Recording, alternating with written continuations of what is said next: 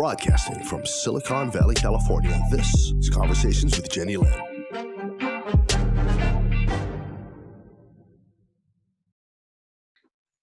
You're watching Conversations with Jenny Lynn, and today I have a very special woman to share with you. And her name is Philippa Richards, and she is a school teacher in Guyana, formerly known as British Guyana, located in South America. And I thought it would be nice to bring someone from another country who could share with us how this virus and the lockdown situation is affecting people in other countries. Philippa, thank you can I call you Phil? No problem. Okay, Phil. That's okay. That's thank okay. you so much for taking the time to share with me and my viewers, what is happening in Guyana because of this coronavirus in the school system. So you are a school teacher, is that correct? Yes, I am. So tell us, what age group do you teach? Okay, first of all, I'm going to say thank you, Jenny, for having me on this talk show or your conversation. And the age group, it's 7, 8, 6, 7, and 8, between that age range.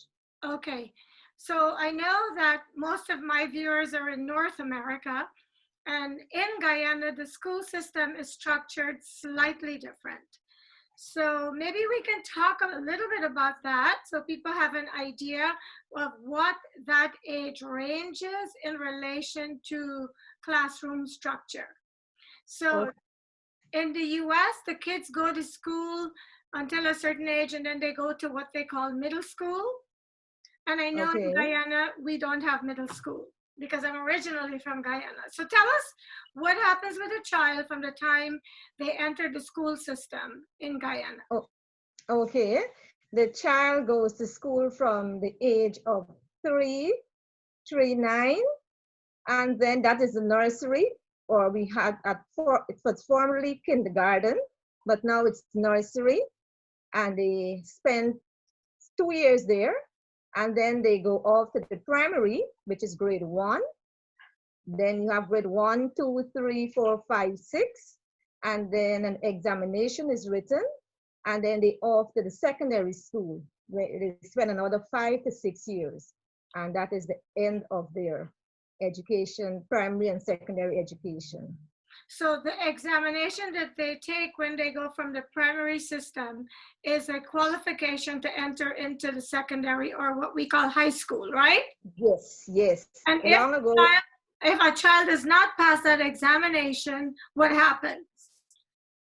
Well, they have all the schools are secondary schools. So based on the amount of marks, the child is awarded say a grade A school or a grade B and C, and all depends on the amount of marks the child acquired during the exam. So if they don't pass that common entrance, because that's what it's called, right? A common entrance. And if you don't pass common entrance, then you're not allowed to go to the secondary or the high school. Is that correct? Yes. No, they are allowed to go. But as I said, they have different, we would say grades. Okay. You have A, B, C. You have senior secondary, and you have secondary, and you have A, B, C, and so on. So it all depends on the amount of marks they obtain during that writing of the exam.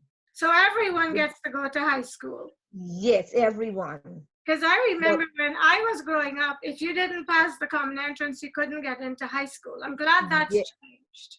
Yes, but now everybody has a chance to go into a secondary school. And if the child is still not prepared, the child has a 6 year instead of 5 year. The child has an additional year before he actually enters into the secondary. Got it. Yeah, I think that's really wonderful because not everyone is good at testing. And exactly. I don't believe in testing a person as a measure of their intelligence, because I'm a person who does not do well with tests, but it doesn't mean I'm stupid. So I'm happy that everyone is getting a chance to enter. Exactly. That is not, I don't think it's fair for the child to have one exam, you know, in order for him to go into a secondary school. There should have been lots of exams before you actually get a child into the secondary school. Right, like a series to determine their abilities. And exactly. The most important thing is to help them where they're weak so that everybody gets a chance at an education. Definitely, because some children, they would develop, they're late developers. So having them do one exam, I don't think that's fair. Exactly. But that's the system here. Well, I am happy that you're a school teacher, because I know the kids in your class are doing well. I just happen to know you're a great person and a wonderful teacher. And that's why I asked you to do this interview. Oh, thank you so much. So the kids that you teach, they go from what grades? Could you explain the grade system? Because when I came to the United States, I was confused. I couldn't tell, which classroom the child was in based on their grades. I had to kind of figure it out based on the age. So can you share with my viewers how that works? You start in kindergarten and then primary 1? No, you have grade 1. Now it's changed now to grade. We have grade 1. Mm-hmm. And that's then what age range? That is 6, 7. And then you have grade 2. They also have some 7 years and 8 years. And then you go to grade 3. You have some 8, some 9, some 10. Then you go to grade 4. You have 10, 9 and 10. And grade 5 also 10, 11. And then before you reach the age of 12, you're supposed to write the examination. Oh, it's called the National Grade 6 examination now. Got it. And so how many children per classroom? What's the standard number of children allowed in a classroom in Guyana? Good. Yes, grades 1, 2, and 3, it's 20 per class. Okay. And for 4, 5, and 6, it's 25 children. That's the ideal class, but most times you have more than that. Really? More than that? Yes. Some classes have more than the required amount because of internal migration. And so we have to accommodate them whenever they come. We don't want to, to deny them. So sometimes we accept, but if it's too much, well, then we will say, no, we can't. But we go over a little, but some teachers said, okay, 20 is 20 and no more. So is each classroom given one teacher, and does one teacher teach all of the subjects? Because in the United States, they have different teachers that are teaching different subjects. Is it one teacher per class, and does that one teacher cover all of the necessary subjects on the curriculum? Definitely. In the primary, that is how it works. But in the secondary, you have teachers per subject. Got it. Yes. So in the primary, the teacher has to teach all the subjects. So how many years have you been teaching? I have been teaching 31 years now.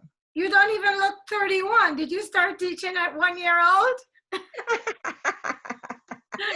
No, when I was 19. When I was 19 years, I started teaching.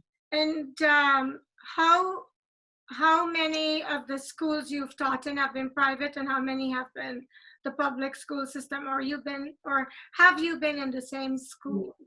No, I have not been in the private.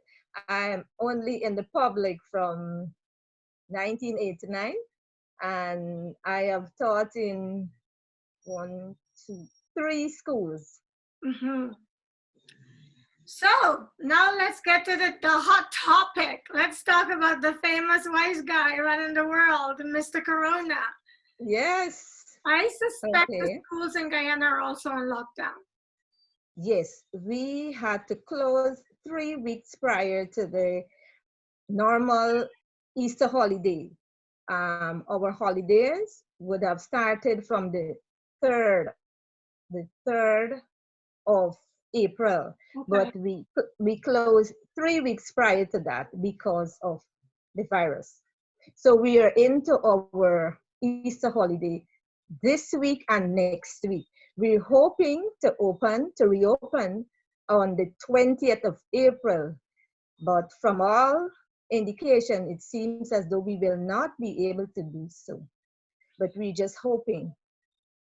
Does the government have any sort of system in place in the event that they cannot go back out on the date that they were originally estimating they would return or guesstimating? Do they have any plans? Do you have a structured online curriculum for the children so they can continue their education? No, No? no, we don't. No, we don't have. Wow. All that we have is we have a channel, an educational channel where parents can tune in all through the day, and Yes. they have work there that the children can do. They can read, they can have maths and other different subjects, different time, different age group of children. So that is the only other thing. We have nothing else. No other structure, no other plans in place thus far. That should be a concern, because what if at the end of your Easter vacation, it's not And possible to reopen and restart and have the children come back out to school? Then what does I that mean for the curriculum for that year?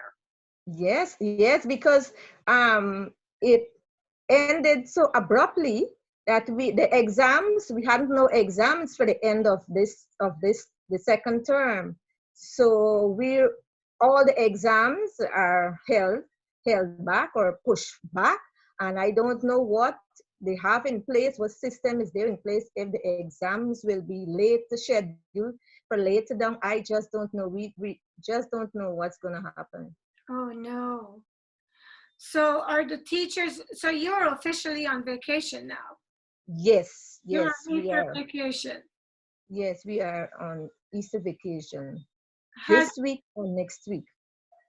Do you have a school board that is currently like planning something in the event that school cannot open when it's supposed to? Is there nothing?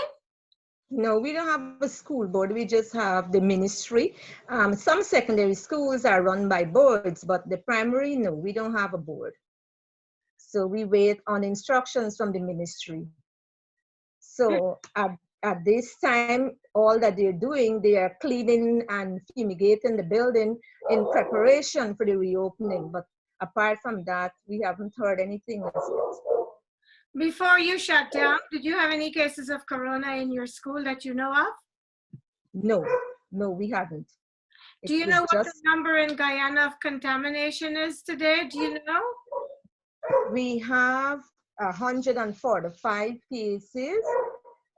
We have 40 confirmed cases, and we have 6 deaths. Thank God it is that low at this time. And I happen to know someone who was connected to 2 of those deaths. Really? Yes, 2 of the 6 deaths. I think it's remarkable that they've only had 6 deaths. Because if you look at Yes, the numbers around the world, it is so scary. well, there has been talk, although no proof, that people who were given the BCG shot Yes, are, yes, I heard that. resisting this virus more than people who haven't had it. Have you heard that in Guyana? Yes, I heard that. But When I don't, as you said, there is no proof. right. We just don't know. But that's what I heard too. So when I was growing up, we were given the BCG shot. Are they still giving it in Guyana? Is it Yes, still yes, mandatory? yes. The children, when they're born, a couple days or weeks after they're given it, or sometimes just when they're born, just after they're born, they're given the shot. Yeah, I remember throughout my life looking at the scar on my arm and thinking, I don't even know why I ever got this shot.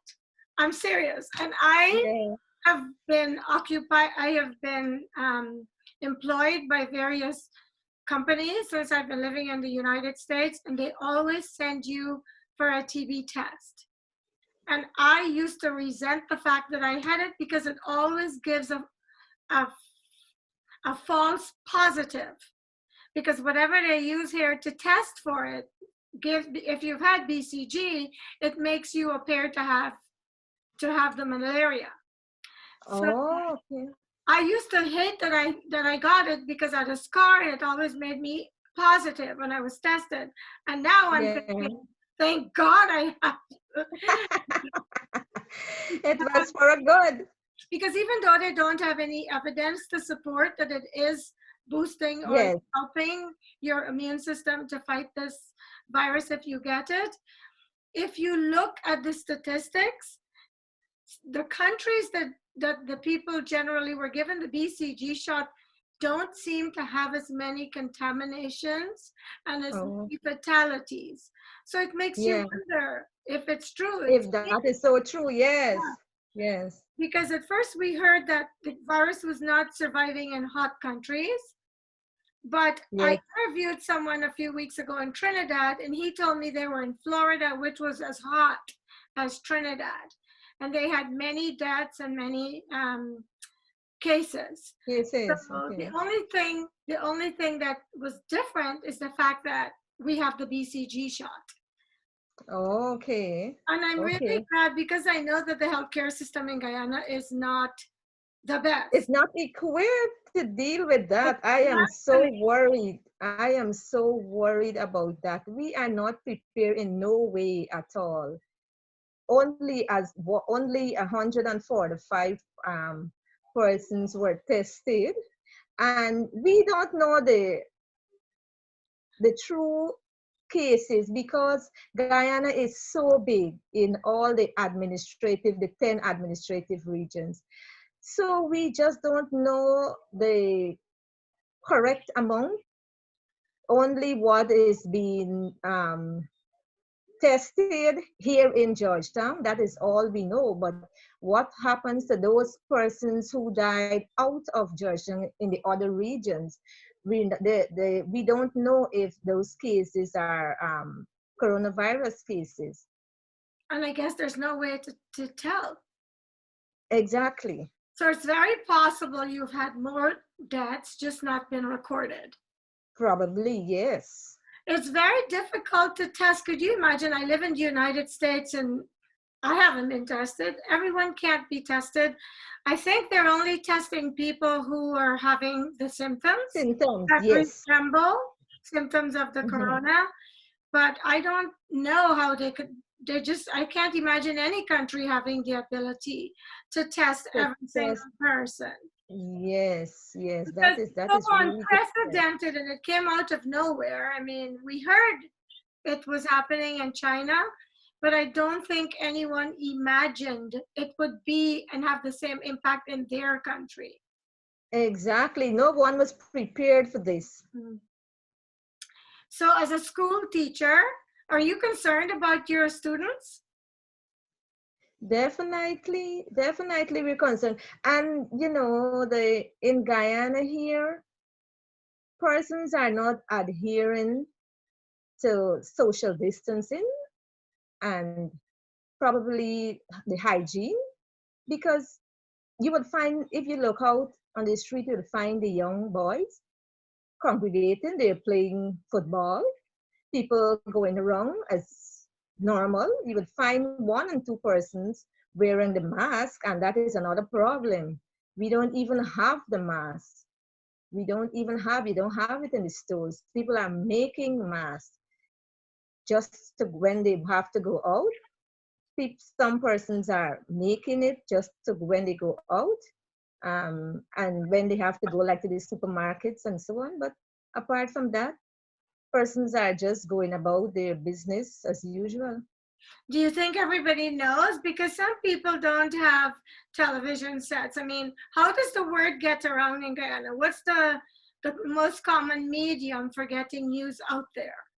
Well, we have the television and the radios. We have radios. But do you think Those are the, everyone has a television in Guyana? Does the average person have a television? yes, yes, yes. Everyone, most persons, yes. So they're aware. They are aware, but they're not being prudent. They're just acting as though, you know, we can't have it. We're immune to this. So they're just continuing to do what they have to do. Well, We the even have it. danger, they may Sorry? be right, but the danger is if they live with older people. That's right. Definitely that it is, and it's so easy when you look at how it is the virus is being spread. It is so easy. Mhm. An entire household can have it within couple seconds by from touching and holding, even not practicing the proper hand washing. So in the school, you found out about the virus and then the school just immediately shut down. Was this after they had reported some infected cases, or was the education government just vigilant and say, hey, this virus is hitting the road running, everybody stay at home?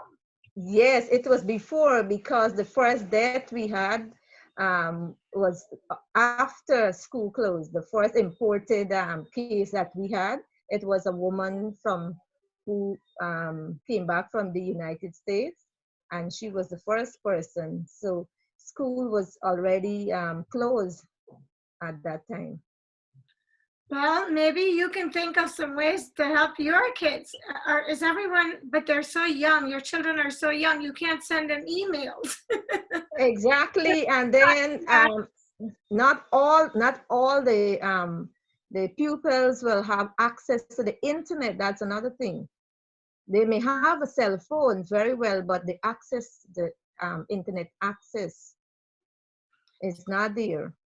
So apparently, if you're not able to go back to school, the kids will really fall behind in terms of the curriculum for this year. Yes, yes, yes. It will be a real pushback for the children, because even when they're away for the 2 weeks, when they get back, it's as though all was lost during that 2 weeks, because I don't know if it is just play all through that 2 weeks or what, but when they're back at school, you have to go right back again. So now it would be even worse, because it's already a month they're away, and if we cannot go back, it will be as they projected that in May, the first week in May, that will be our peak period. So I just don't know. You think that the school will reopen by May? It all depends on how fast this virus we get hold of it, and we can get to contain it. I don't know. We just don't know. So now that you're in the Guyana government has declared everybody to maintain social distancing and quarantine, what stores, if any, are open right now in Guyana, or is everything on shutdown? No, no, no, no, no, not everything. The supermarkets and stores and so they're open. Oh, okay. Yes, but they have a curfew from 6 p.m. to 6 a.m. But even to that, persons are not adhering to. Oh, you mean, and what happens if the police find someone breaking the law? Are I they would are people getting charged if they're not following the law? not at present, not at present. They probably would just encourage them to get off the road. But persons are on the street way after 6 o'clock, the curfew time. So you haven't noticed a huge change in the number of people walking around during the day? Not significant, not a significant, because as I said, people are just continuing to do the normal thing, living the normal life as though nothing, is happening. People continue to go about the business, they go to the market, they come to the shop, just doing They're not as taking it usual. seriously. Pardon? I said they're clearly not taking the warning seriously. Yes, yes, that is so true. It is so, so true. They're not adhering to what is being said. So what are you doing with your children? You have 3 kids, right? Yes. Well, we are trying here to do the normal thing that they asked us to do, to wash frequently, wash our hands frequently, and to sanitize. And that is what we're doing. So your kids are at home and they're lucky Yes. because their mother is a teacher. So I'm sure you're teaching them. Yes, we have moments where we sit together and we play games, educational games. We do quizzes and stuff like that. So I find it very it's a time when we can get time to sit together and be more as a family. But as a school teacher, you've been blessed over the years to be with them during their vacation time, right? So Yeah. that's always one of the great things about being a school teacher is you can be at home with your children when they are home. Yes, because many parents do not have the privilege of being with their children. When the children are at home, they are at work. When their children are at school, they're at work. And so they don't have time with the children. So the universe has forced us to be with our families. Yes. Choice. It doesn't matter who you are, where you work, what you do, you have to stay at home. Yes, and I've heard that parents, they are crying out because the children are at home, and it is very difficult, and so they now understand the magnitude of work that we as teachers have to do on a daily basis. What is your biggest frustration as a teacher in the school system in Guyana? The lack of parental involvement. Really? Yes, because you have some children who have issues. Well, we know there are lots of social issues, but we have some children who I think that can do better if their parents are more involved. And that is my biggest challenge with parents. You're not able to see parents when you want. When we have our conferencing or when we send notes, parents do not come. And because of that, children do not show interest either. That's too bad. So we're almost out of time. It's amazing how quickly the time flies. Really? Yes. And I'm now beginning to enjoy the Well, you conversation. want to keep going? But before we wrap up the interview, what would be the one child? I'm sure that many children have left indelible marks on your mind that you have taught.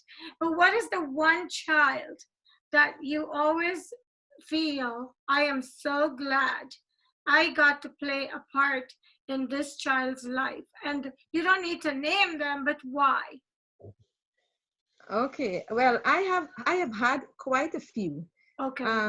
Because I am an infant trained teacher, so I will look at those children who are just out of the nursery school.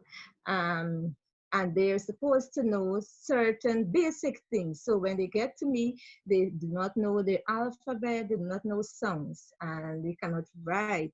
So I had a few of them who just barely could have written like the letter A, or they could have drawn a circle. And I have seen those children move from there within a year to writing their names, and how I am so proud of that. I am so proud. Well, I'm so happy After, you're a teacher. You seem like you were born to be a teacher. I could not be a teacher. well, we all of us are not born to be that.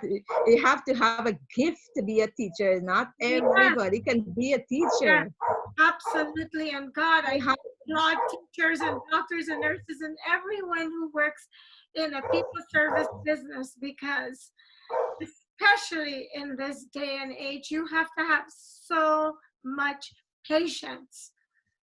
Very much, and lots of tolerance you have to have with these children, because they're coming with so many problems from home. And you have to be the doctor, you have to be the psychologist, you have to be the mother, you have to be the dentist, you have to be everything for those children. Well, God bless you.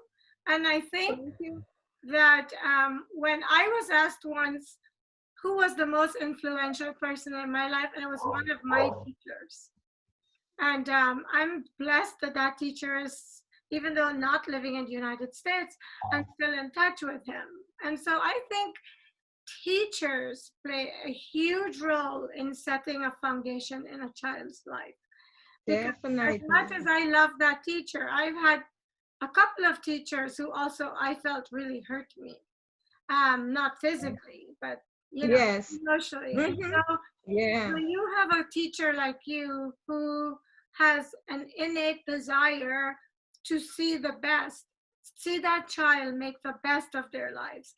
I always see the best out of those children. I always look for the best in them, even though they are cast aside, as you would say, by even their parents. Oh, miss, he cannot learn. I don't know what else to do with this child. I can't. I tried so many things and I can't.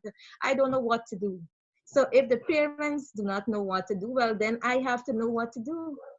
And they're so lucky to have you. Well, listen, before I wrap up, what do you want to leave with my viewers that I have not asked you? Okay, I just want the viewers to know that this virus, even though we did not talk much about that, it is a respecter of no one, color, creed, race, whatever. And so we have to keep protecting ourselves at all costs. So that is what I would like to leave with your viewers, that anyone can contract the virus at any time. So we must always keep safe, washing our hands and social distancing especially. And that this is a time when we can use to bond with old friends or our parents or our relatives, and we can get closer to them. Well, if they're living in the same house with you, because you can't go to visit them. Yes, that's true. That is true. Yes, because even in the house, you don't even have that bond sometimes, because everybody is so busy. Everybody on the cell phone or whatever in the corner, But this is the time when you can sit together and you can get to chat. It is, and this is probably one of the reasons I always try to see the bright side of everything. And so even in this situation, I have seen some good, and I hope other people see that. The positive. We're all unique, and we all have different needs in our lives, and hopefully this is a time for introspection and a time for bonding with those that you live with, and hopefully a time to be more respectful of the planet and to take good care of ourselves. So when something like this comes around, we can resist it. Definitely. PG shop. Yes, definitely. Well, Definitely. thank you so, so very much. And I hope everything goes well in Guyana. I hope the schools open before May, since you don't have anything in any plans in place for the kids in the interim. And once again, Phil, thank you so much for your time. Thank you. Thank, thank you too for having me. And do have a blessed Easter. Thank you. You too. And thank Thank you for you. watching No flying of kites this year. kites. That's not a practice here. No, I'm saying for us, no flying of kites here. You have to play a game on the computer where you fly kites. We will invent something. We will probably fly it in the yard. That's a good idea. Thank you so much for watching Conversations with Jenny Lynn, when a conversation is all you need to be inspired. And I will Thank talk you. to you soon. Thank you. God bless. God bless you.